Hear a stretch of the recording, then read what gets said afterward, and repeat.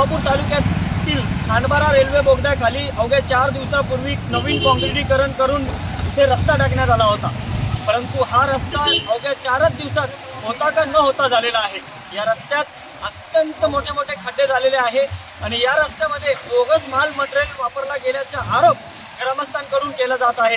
लाखो रुपयांची निधीची नवापूर तालुक्यात माती केली जात आहे आणि हे कोणाच्या आशीर्वादाने केले जात आहे हा मोठा प्रश्न निर्माण झालेला आहे। यासाठी संबंधित प्रशासनाने ठेकेदारावर कारवाई करावी अशी मागणी ग्रामस्थांकडून केली जात आहे। Sabbir Khadik, Navapur express news, Khandbara.